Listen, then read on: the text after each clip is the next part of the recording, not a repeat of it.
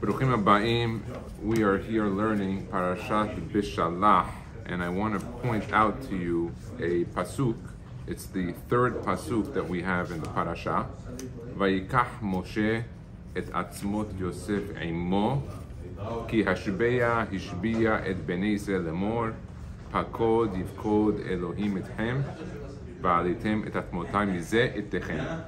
So the pasuk is very simple. The pasuk says, "Vayikach Moshe et atzmot Yosef imo." That Moshe, he took with him the bones of Yosef. Ki hashbeya hashbiya, because Yosef made them all swear, the children of Bnei Israel, that pakod yifkod Elohim etchem mizeh. That when you're going to be redeemed, I want you to take out my bones with you when you leave. Now, what was going on at this time in Egypt? At the same exact time that Moshe was occupying himself with looking for the body, all of Bnei Israel were doing something else also. They were collecting also something. They were collecting gold and silver, gems, diamonds from the Egyptians. They worked 210 years and 86 back-breaking labor years. They wanted to get paid. They worked for free for quite a long time, a quarter of a millennia. They wanted to get their payment, and they were getting paid. But Moshe Rabbeinu was not going around collecting. Leave aside that he was a Levi and he didn't have to collect the money because he didn't work. That whole entire tribe didn't work. But he was occupying himself with something else, looking for the bones of Yosef. As a side note, all the tribes left Egypt. Reuven, Shimon, Levi, Yehuda, not just Atzmot Yosef. So why is Atzmot Yosef any more important than the other ones? The main reason is that they didn't know where he was buried. It was very hard. It was very hard to find. What happened with all the other Shevatim? They buried them on land. When it came to Yosef, Paro saw him as a deity. He saw that how he was able to mechalkel and zanum farnes the entire country, and how he saved the country from famine. And he was very, he looked up to Yosef. He said, Yosef has certain angelic properties, like a malach. And they wanted him to stay in the land. So what he did is he buried him into a metal coffin. And they buried this coffin into the Nile River. Now, how did they find it? Moshe Rabbeinu was looking and looking. Like they could find gold, they could find silver. Yes, but they didn't have any of the seismic type of equipment back then to do it, and Moshe had a hard time finding it. He actually had a very big difficulty finding it. What happened? Came, as Joe is telling us, Serach bat Asher. Who is this Serach bat Asher? First, before we have to give a little introduction of who she is. She's one of the few ladies that when they came down to Egypt, there were over 70 people that came down to Egypt, and she gets included as one of the females coming down. Now, if you look at the count, most females are not counted. None of the wives of the Shevatim are counted. None of the daughters of the Shevatim are counted. None of the ladies are. And one has to say, why would she be so important that we're going to actually count her over here? So the story is as follows. The Midrash tells us that when Yaakov Avinu was about 130 plus years old, they had discovered that Yosef was alive, and the Shevatim came back, and she got wind that they were going to inform him. Now she said, "Look, he's no young lad, Yaakov Avinu. He's 130 plus years old. He might give him a heart attack. He's going to die on the spot. You're going to tell him." So what'd she do? The Hachamim tell us that she took a musical instrument, maybe a harp, some form of an instrument, and she started playing the instrument. So Yaakov heard the music, and then she would sing, Od Yosef Hai, Od Yosef Hai. So what happened is that this went into the subconscious mind of Yaakov Avinu, and once it went into the subconscious mind, it softened a little bit of the blow of the news that could have given him a heart attack. Yaakov Avinu, when he realized what she had done, was so proud of her. He blesses her that she's going to have arichut yamim v'shanim. She ended up going down to Egypt with them. She gets counted with them. She ends up living the 210 full years. She leaves Egypt with them. She survives the 40 years in the Midbar, and she makes it into Eretz Israel.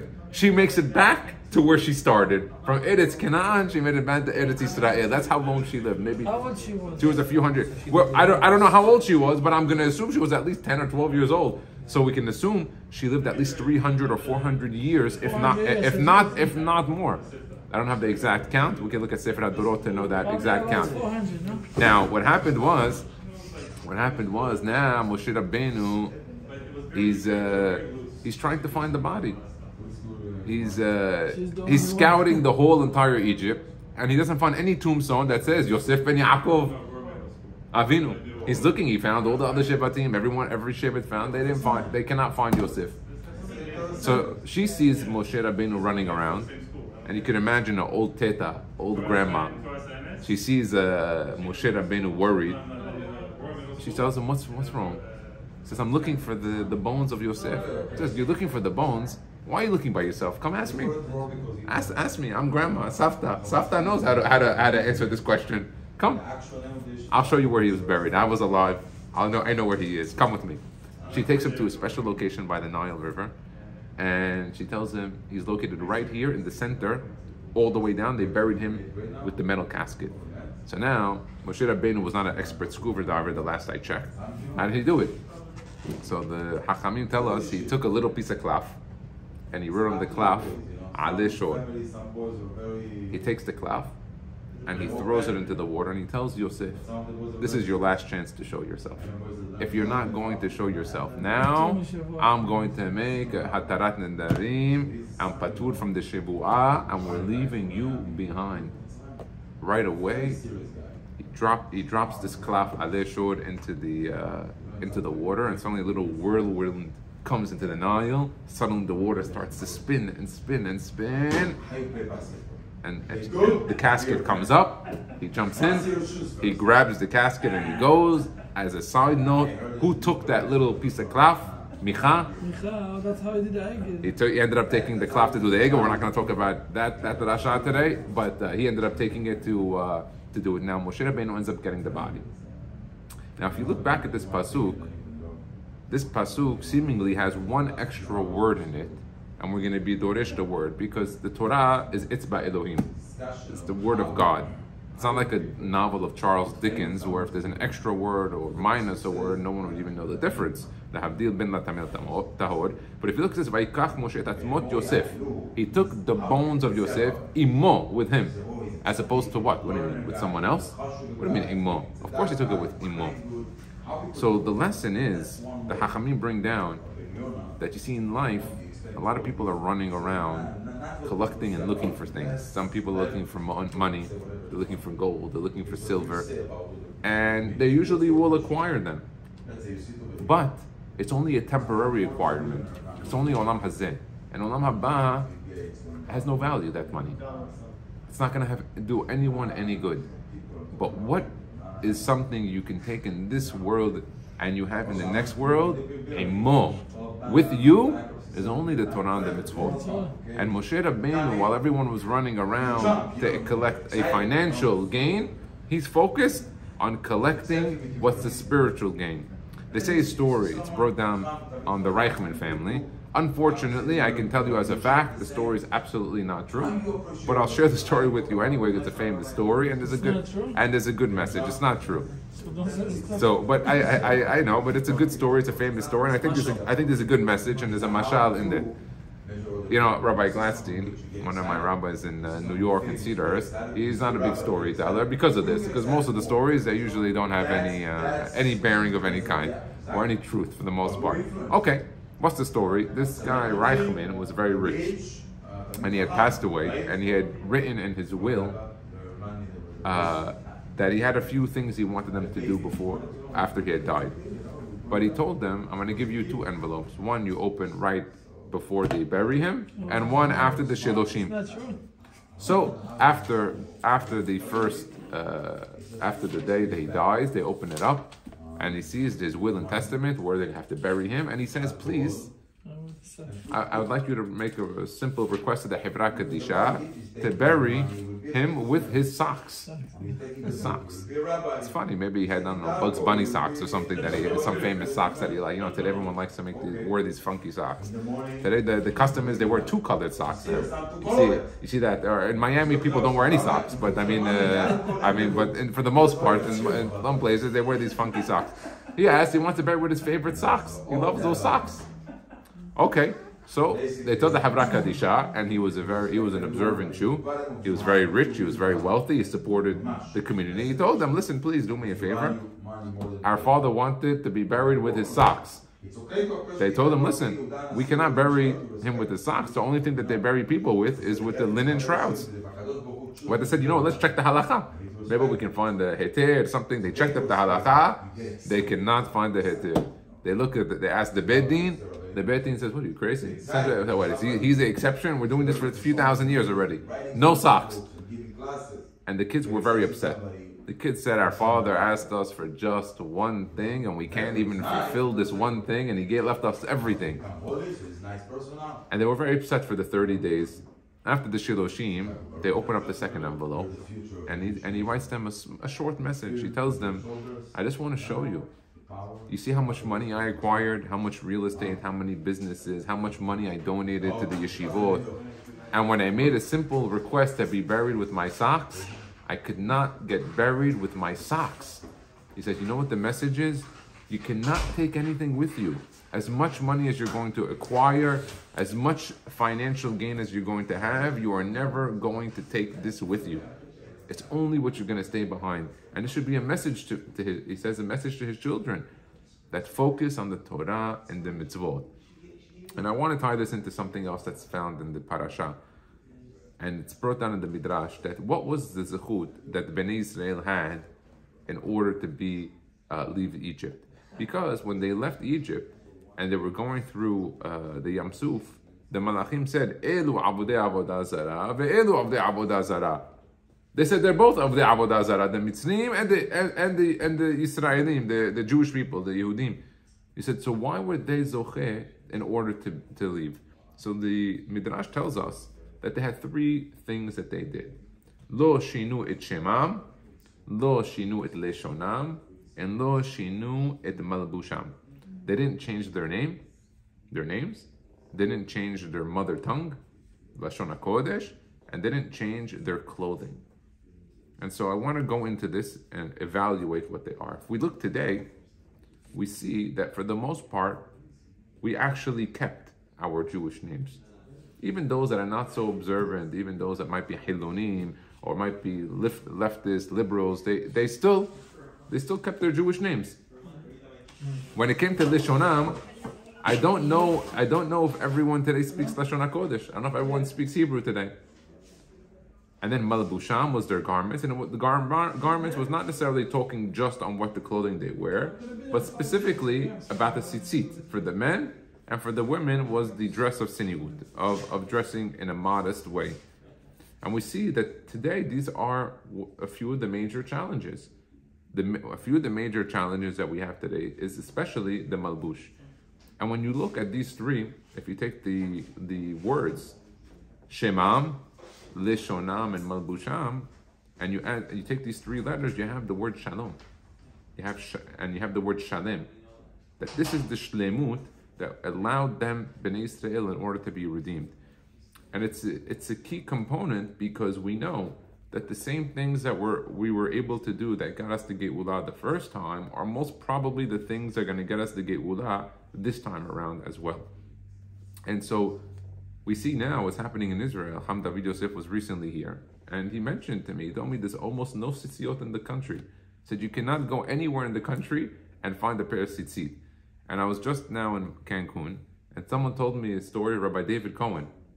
Rabbi David Cohen was traveling in Yerushalayim, and he was going around, and it was late at night, and he was a little bit worried to be alone, and he saw an IDF soldier. And the IDF soldier saw him, and he asked him a question. I said, "Where do you do this at?" And he saw that he was a little nervous. He told him, "Why are you so nervous?" He said, "I don't know. At nighttime." He said, "You weren't tzitzit?" The IDF soldier tells the rabbi of Beshalah, he said, "You weren't tzitzit?" "Yeah." He said, "So what do you have to worry about?" He had a little bit of of a Mossad from an IDF soldier. It goes to show you the key component. A lot of times you have many Jews that want to be proud Jews. They go around, they carry an Israeli flag, or they might wear a kippah, but they don't wear tzitzit. They don't want to wear tzitzit. Now, I know that there's no avon if a person doesn't wear tzitzit. Absolutely. A person is not required to wear tzitzit. But if he has a four-cornered garment, he has to put tzitziyot on them. But it's a free mitzvah, deoraita, that you have unlimited zechut and unlimited shebirah. Why give up something so great for it? And I tell people, if you want to be a proud Jew, first wear tzitzit. That's the first thing. That before you put on an Israeli flag, wear tzitzit. Okay, that's the first thing. Kippah, cover your head. Then you want to hold an Israeli flag? Okay, hold an Israeli flag. Why not? Okay, you can do that too. But I want to look a little bit into what's happening now in Israel. Because if you look now what's happening in Israel, we see since the October 7th attacks, which have been the largest pogrom that has happened since the Holocaust. And we see that around the world, it's almost like a World War III is being prepared. We see what's happening with Ukraine and Russia. We see what's happening with Iran and in that country, and how they're setting up proxy wars in Hezbollah, Hamas, with the Houthis in Yemen. Who would have ever heard of Yemen? Since when is Yemen a country that makes it to the news? What does Yemen produce? Nothing. Suddenly, Yemen is the country that is now causing world powers to shake. They can't get ships through, and they don't know how to solve this problem. Because we know that it says from Teman, there's going to be the start of the Geulah. That the Teman is one of the key components. In Teman, Yemen, the Jews used to be in Yemen. It's well known that the Jews of Yemen predated the Muslims and the Arabs in Yemen themselves. They were there from the time of Harban Bait Rishon. They were there.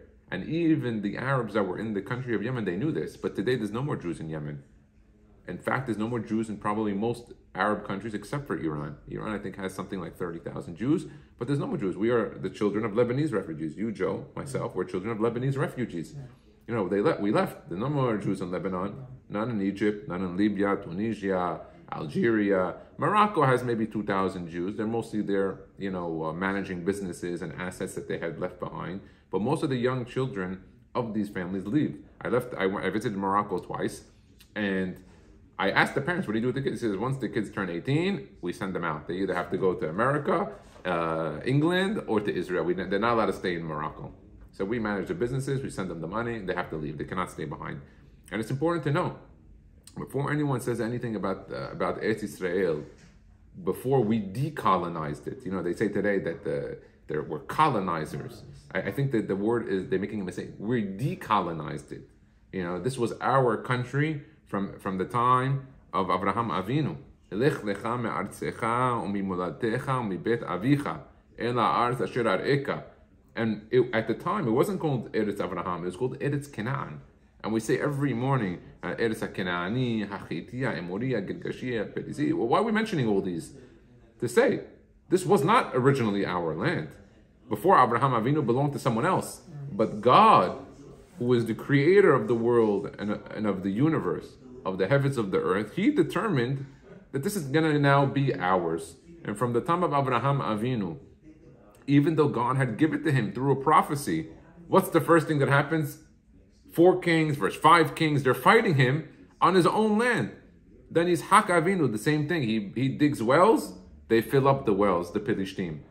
And the Pilishtim, as a side note, have no connection to the existing Palestinian that are living in Israel.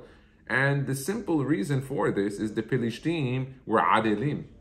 They did not do Brit Milah. And so there's definitely no connection between them and between the existing Palestinians. Most of the Palestinians that live in Israel today come from Jordan, which Jordan is the Palestinian country. It's about 75% Palestinian population.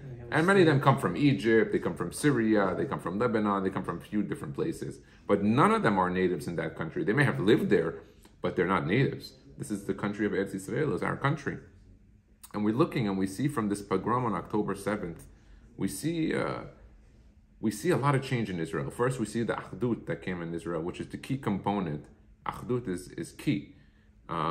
And the reason for it is because Rabbi Mansour always would say and bring down from the Chernobyl Rebbe. The Chernobyl Rebbe said, if you want to bring the Mashiach, you want to bring the Geulah, the redemption, you need to move the dot. What do you mean move the dot? Like every other Hasidic master, whenever they speak in cryptic messages, they write in cryptic messages, and it takes a little bit of evaluation. And Rabbi Mansour brings down something unbelievable. What does he state? He stated that today, unfortunately, what's the biggest problem? And why are we even in exiles? Because from the time of Chorban Bayit Sheni, we got evicted from the land because of Sinat Hinam. And the basis of hating one Jew to another, mind you, Jews were never the same. There were always Shivatim. There were always 12 tribes. There was always Kohen Levi Israel. There were always different types of Jews, and they all had different types of opinions. Whether they're Bukharian, they're Persian, they're Ashkenaz, they're Hasidic, they're Sfaradi, Lebanese, Syrian, Hashami, Halabi. There was always differences. The idea that everyone has to be the same is a falsity in the biggest way. But the biggest issue was the Sinat Hinam. And what's the basis? How does Sinat Hinam begin itself? It begins itself usually with a thought. But how does it grow? How was it planted and watered?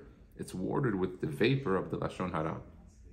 And the Chernobyl Rebbe would say, if you need to move the dot to bring the Geulah. Because see, in Hebrew, how do you say a conversation? Conversation is sicha, or maybe Messiah. And so they're all were Messiah. And in the word Messiah, the dot is on the scene, is on the left side, like the leftists and the liberals. They tell you it's okay to speak. What does speaking do? Sticks and stone may break bones, but words never hurt. Shik it v'kazab. What are you talking words don't hurt? You know what? If somebody's upset with somebody, the famous thing to do is you go up to them. I'm not recommending any violence of any kind. And you tell them straight out. But don't talk behind his back. You speak about behind someone's back, 20 years later, he's still going to remind you that you spoke bad about him. He'll feel it. And the Chernobyl Rebbe says, if you want to move the dot from Messiah to Mashiach, you need to stop the Lashon Hara. And we know that before HaKadosh Baruch Hu gave us the Torah, he went to a few of the nations. And specifically, he went to the children of Abraham Avinu. He went to Esav. He went to Ishmael first. He went to Ishmael. He said, listen, do you want to take this book? And what do you mean he went to them? How does he go to them? So the basic understanding that I've always had is that they all had prophets and Hachamim amongst them. And he came to them in a prophecy. In the Ruach HaKodesh, he told them, listen, I have a new book. Are you interested? And they asked, what's in the book? Ishmael asked, what's in the book? He said, you cannot steal. Steal? No, sorry. Stealing is the name of the game. And for us, we're not interested. Pass. We're okay. We'll be just fine. And he went to Esav. He went to the children of Esav, the Christians, Edom, and he told them, "Are you interested in my Bible, in my Torah?" They said, "What's in it?" He said, "You cannot kill." He said, "Kill? No, sorry. We're pro-abortion. What do you mean? Yitzhak Avinu blessed me that on my sword I'll live, and it's no coincidence that the countries with the red flag of Edom, whether it's China, whether it's Russia, United States, are the biggest manufacturers and creators of weapons today. The most advanced weapons today come from these countries. And what are these weapons that were not used in order to give people better health? They were used in order to cause destruction and death amongst the world, as it has done in World War I, World War II, and probably in World War III. And we see this. And then he went to Moab, Ammon and Moab. He said, "You're interested in my book?" They said, "What's in it?" He said, you can't sleep with your sister, you can't sleep with your mother, you can't sleep with Eshet Ish, married women, infidelity. They said, "No, what are you talking about?" So how do you think we came about? That they slept with their father. They said, "No, sorry, it's not for us, you can pass on it." Then he came to Am Yisrael, and when I came to Am Yisrael, he said, "Na'aseh v'nishma, we'll take it. Easy. We'll take it 1, 2, 3. But the former Rosh Yeshiva of Gateshead, Rav Gervitz, and he was the son-in-law of Rav Eliyahu Lopyan. And he says something unbelievable. He said, "We accepted it carte blanche. We'll take it. Easy. 1, 2, 3. But he says, what if Bnei Israel would have asked HaKadosh Baruch Hu, what's written in it? What would he have told us that would have maybe allowed us to maybe make a slight thought of whether or not to accept it or not. And Rav Gurvitz says the Rosh Yeshiva of Gates says something unbelievable. He said it says in it you cannot speak bad about other people. Lashon hara. And he says a bomb question, a bomb answer on it. He says, you know what Ben Isa would have said? Pass. We don't want it. And it goes to show you that this is the ikar of what is the tikkun today. And when you look at Hamas, you have to look also at who are the leaders of Hamas. And if we look at the leaders of these animals, of these Resha'im, who are worse than even the Germans. I'm going to show you why they're worse than the Germans. There are many Holocaust survivors, I think 2 or 3, that were at the south of Israel, and even they said they were on death marches with the Nazis, and even the Nazis had more respect when they would kill than even these animals, Hamas. These are the true Amalekim that exists. And if you look at their leader, the Rasha, Khalid Mashal, Yimach Shemo v'zichro, I think there's even a lesson to learn from his name. Because if you look at his name, is Mashal. And I don't mean it's a Mashal, but if you look at the Mashal, it's also Otiyot Malbusham, Shemam, and Lishonam. His Kowah is that he has gotten comes from our lack of observance in the most important things. The Shemam, we're doing the Shemam. But what about the Lishonam? The Lashon Hara, the Motzi Shemra, the Dibur Ra, Midvar Shechet Tirchak, all these things. And what about the Malbusham? Are the women dressing with Sinyut? Are the men wearing tzitzit? And I can tell you that what we're seeing right now with the Achadut is that the Lashon Hara is dissipating. And we're seeing that the Malbusham is working. More and more women are covering themselves. We're seeing now also the tzitzit. Everyone's running to wear tzitzit. And if you're wearing tzitzit, if you're Ashkenazim, you could wear cotton, it's deoraita. If it's Faradim, it's going to have to be wool. But any tzitzit is good. And this is the ikar. Because when we do this, he becomes weakened. And we see he's becoming weakened. But don't take any pride in this war. In 1967, my father fought in the IDF in 73. In the war of in Egypt, in Sinai, and he was down in Sinai. My father is Lebanese, he spoke Arabic, so right away they took him to intelligence, unbelievable, he was able to listen in. But if you look at 67, they fought this war, and in 6 days, they acquired tremendous amount of land. Here they're over now 100 days, and they still have not yet acquired what they need to get done. And it's difficult, and they're being very careful with civilians and making sure to be careful that the population is covered. And Hamas are animals. They're not fighting an army that is dressed as an army. They're dressed as civilians, and that is exactly what they want. They hide themselves in this capacity. But I think this is the key component. Because I think if we're able to knock out these 3 issues, the Shemam we did, the Leshonam, we're working on it, the Malbusham we got. By doing these 3, we're going to have the Shlemut, and it's the Shalom. And this is exactly what everyone says. Whether they're observant or not, you hear all the time, Ose Shalom Bimroma. What is it saying? Ose Shalom. We need these 3. We need the Shalem, we need the Shlemut. And if we do this and we focus on it properly, we'll be able to bring the Geulah. And I have no doubt that in our lifetime we're going to see Eliyahu Navi Zachur Latov and the Mashiach Tzidkenu. I'm going to be in Eretz Israel, in the Beit HaMikdash. We're going to bring Timidim Kesidram Umusafim Kehilchatam Baruch Adonai Le'olam. Amen ve'amen. Okay, you can shut the camera.